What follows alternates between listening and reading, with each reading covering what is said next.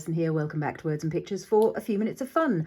We're continuing with the second part of our easy embossing powder playtime, and I'm thinking about embossing, heat embossing this time basically as a resist, which obviously you can do on some plain card to start you off. You can do over an existing background if you want to preserve bits of that background, and you'll want a clear.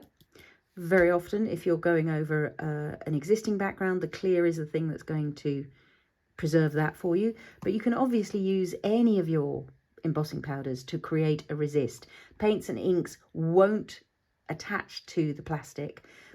Fluid paints won't, and you'll be able to wipe them off. If you go over with a really opaque paint, then it's going to vanish.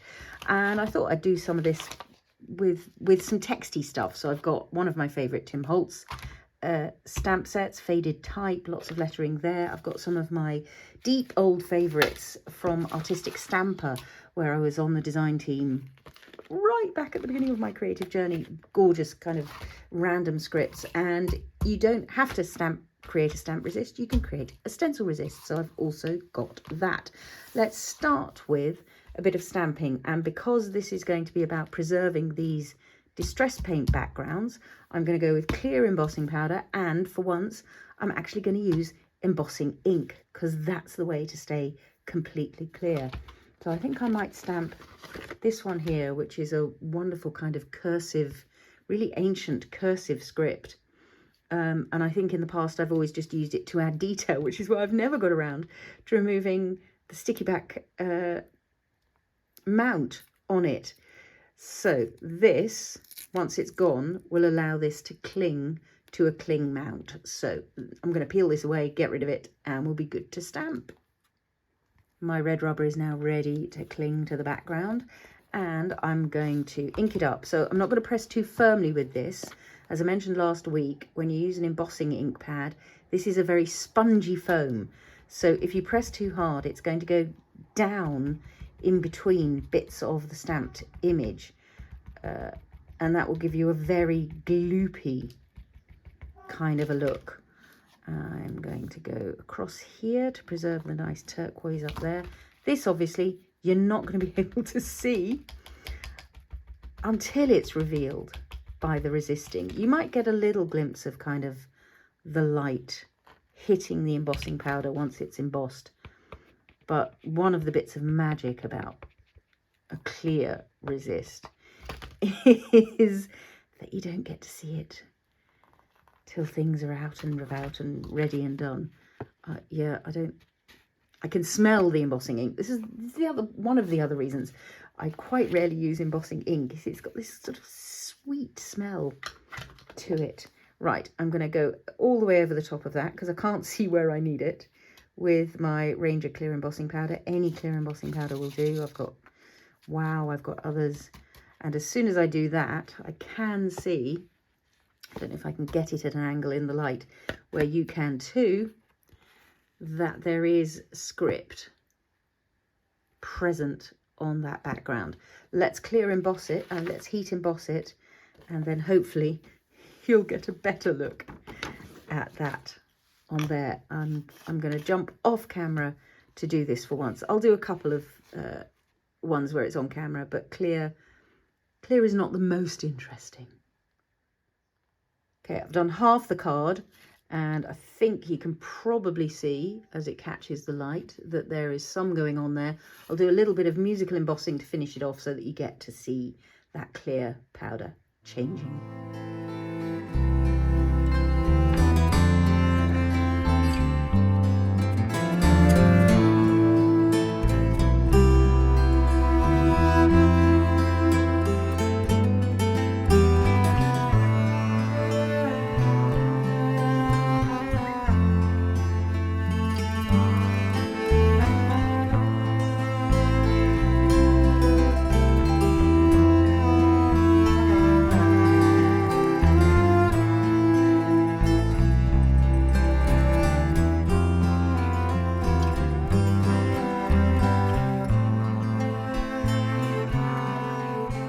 Obviously, you do need to make sure your background is completely dry before you do any of this, because otherwise your embossing powder will just cling to the whole thing. But we made these distress paint backgrounds a while back, so they are completely and utterly dry. I'm just going to make sure that's fully embossed down at the bottom here. Not quite convinced I caught this bottom corner as I was moving my fingers out of the way. Don't burn your fingers when you're heat embossing. It's kind of 101 basic bit of warning. And then we'll spritz something over the top so that you see that emerge from the background. I can now come over this with either some ink blending over the top like so, or I can come in with a spritz of spray and water that a little bit. And as you can see, that is revealing beautifully the resist underneath that text, staying put. Interesting in that top corner, I think it sank too far into the paper. Maybe I overheat embossed it. I think did I talk about that last week? Particularly if you've got an absorbent piece of paper, that can happen, that the powder kind of somehow vanishes into the paper.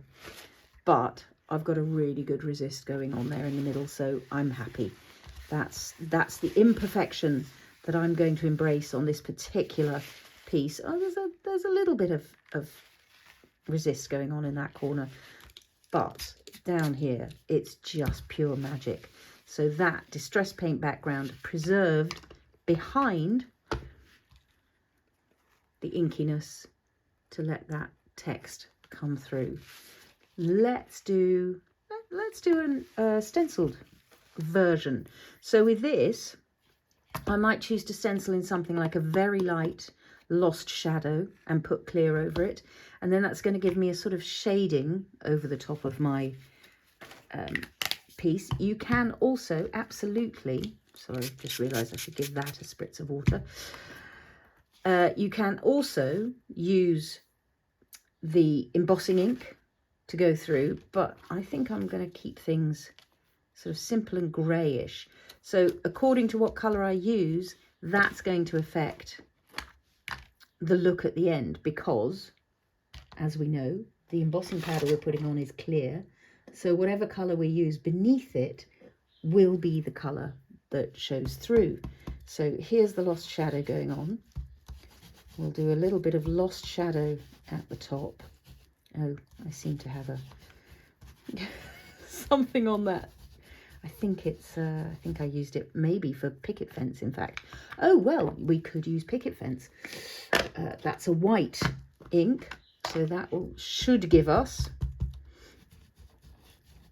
a paler look over there. And then what I was also thinking is I might warm up into some pumice stone right at the bottom here. So from a really cool pale grey at the top into a more prominent warm grey at the bottom. So I forgot I zoomed in. I may have vanished off piece to there. I might come in with a bit of that warm up there just to give us some variety through there. So that's a fully inked, but in varying colours, subtle variations of grey. Over that, I'm going to put some clear embossing powder, like so. And that will just, as I was mentioning last week, you could just use it to set your distress ink blending. Distress inks are vulnerable to moisture otherwise. But now that I've done that with them, they will absolutely stay put. And in terms of a resist, again, I'm going to be able to add ink over the top. I'm going to give this a quick heat emboss and be back to spritz. Here's my stenciled embossing powder resist. And again, I think I'm just going to go with another little spritz of the walnut stain. It's making me happy today. High contrast is going to be your way to get this to really work in your favour. So again, maybe a little spritz of water to move it around. And you can see that it just kind of makes its way in between that lettering in a really delicious way. And again, we've preserved those lovely turquoisey tones from the distress paint underneath by using that clear embossing resist, partly because I used quite pale colours of ink to stencil with, Both the Lost Shadow and the Pumice Stone are translucent, so there is a little hint of turquoise underneath them. Picket Fence is a bit more opaque, but look at the weathered, distressed look of that with that text emerging. Again, I'm going to set that aside to dry, leave it be for a bit. You're getting this kind of chalkiness from the ink going over the top, the walnut stain. Now I'm starting to wonder whether these were actually oxide backgrounds as opposed to distress paint backgrounds, because that's the effect I would expect to see if something's gone over an oxide, that the oxide wins out. I can't remember that happening with distress paint in the past, so maybe I'm lying about them being distress paint backgrounds. Maybe they're not. Maybe they're oxides. In any case, the thing that we're doing is preserving these backgrounds to create a resist. If you're using design paper, for instance, you will also be able to create a resist that will preserve bits of that whilst letting the rest be covered up. That won't be so effective with a text stamp because it's already got text underneath. So I'm just looking for a stencil to play with. Oh, maybe that could be funky. Or, yeah, very fond of this one. So this is, I believe it's called something like Fade or Fade Out. So if I were to, for instance, use the embossing ink, I'm going to use it with this same pad because I'm not terribly bothered about if I get a bit of white or I get a bit of grey. I'm going to put some embossing ink through this stencil. The other embossing ink is a bit gloopier than a regular distress ink, so I'm pressing fairly firmly to get it down through there. I think this could be quite fun. And then I'm going to use the clear again, clear embossing powder, so that we preserve some of this texty background. Let's give that a spritz because I'm not going to get to cleaning it straight away. Now, because I've got a bit of muck on my blending sponge, you can see that that's arrived there. These tags are by Prima. Pretty sure they've been discontinued, I'm afraid. It was this, I think it was this set. So by Julie Nutting, but it may be long gone, I'm afraid. I bought it years ago. Where's my clear powder gone? There's my clear powder. So I'm going to put clear embossing powder over the whole of this tag, because again, I'm not entirely sure where I've got embossing ink and where I haven't. Now I can see where I've got embossing ink and where I haven't. So that I'll pop back into here. You can see my clear embossing powder has got mucky over time. It's fine. There are little bits of gunk in there. Not going to impact the effect. This I'll add some music so you can watch it happen.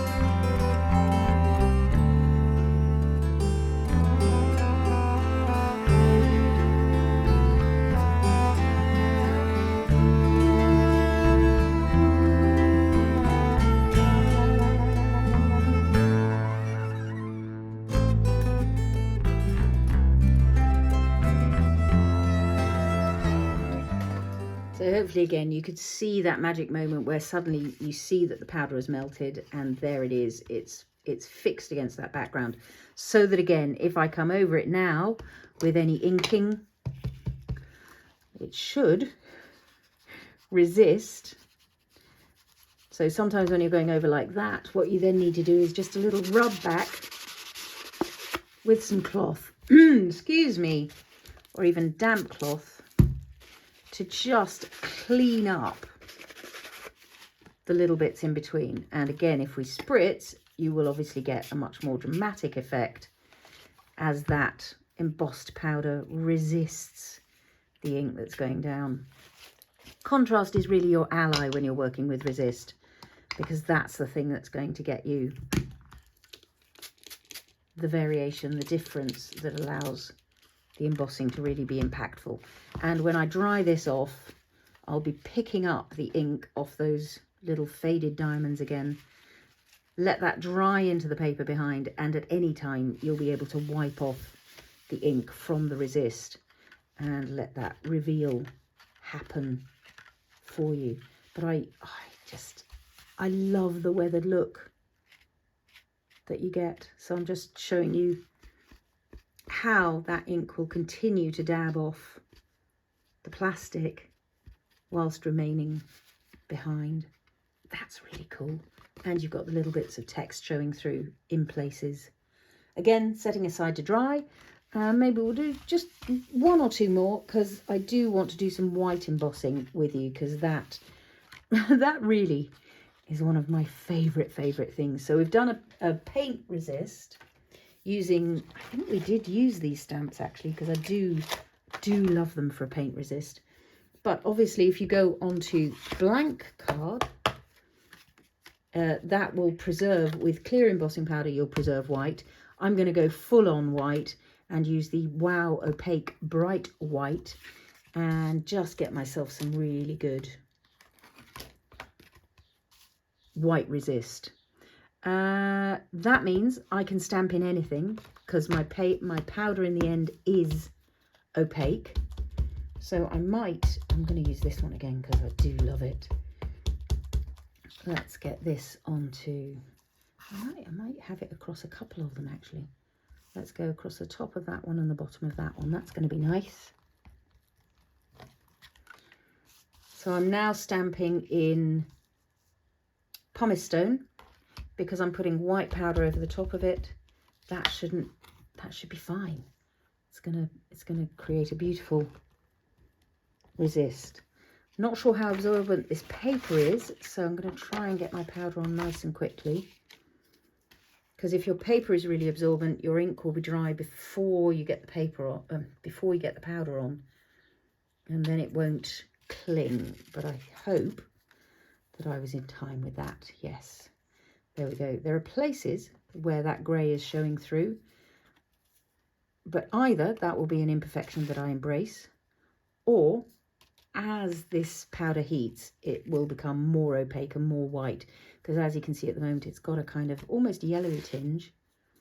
I think that was the oldest stamping, so that didn't cling everywhere. But as I say, I really don't mind, because I'm going to enjoy that grey peeping through the white if that's what it does. So let's get these. Oops, that's a thing to avoid. Knocking off your embossing powder. Here's another thing to avoid. Don't throw your powder all over the mat when you put it back in. There we go. Safely back in the pot. Let's emboss. On these two, where I did the white embossing over the grey but didn't get my powder on quite in time, we've got this fabulous grungy distressed look going on already. Then I did a couple using the Tim Holtz stamp over embossing ink. I think I've overheated here, so there's an example of it vanishing into the paper that I was mentioning. Here I've got a good clean sort of chunky white emboss. Over here it's kind of sunk into the paper a bit, so we'll see what we get. I'm thinking I've stuck to the walnut stain quite a lot. Maybe I should do something else. I'm going as far as vintage photo. Wow, what a departure. A different brown. Just going to get some onto there and then let the water take it for a ride. Look at that. Just lighting up that text as it hits over the top. Really subtle, lovely look to it. There it goes. It remains a sort of source of delight to me, the degree to which this feels like a magic trick.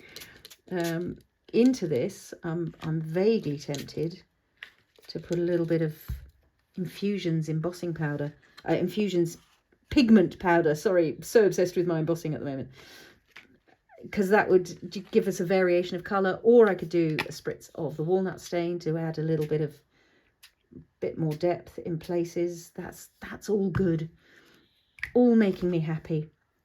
And yeah, I think that might be enough resist embossing for one day. So in terms of creating a resist, you can use it over a background that you've already created, and that will preserve some of the background under whatever you choose to do over the top. You can create a whole new background like this. You can create a resist over design paper. It's just a lovely way of creating a look that is weathered and funky and is just a touch of magic as it emerges from the background. I will, of course, dive in for a close-up on all those backgrounds we've created today, and undoubtedly you'll see them in action at some point in the future. But you can do this with a stamped resist, a stencil resist, and it's just a really lovely way to, again, make the most of your embossing powders. So go shopping your stash, dig out those old embossing powders and give them a little bit of playtime on the mat. Next time around, we're going to be playing with texture pastes, so embossing powders over texture. So much fun to be had. Thank you so much for your company. If you've enjoyed this, do give me a thumbs up. Nice inky fingers, always a sign of a good time.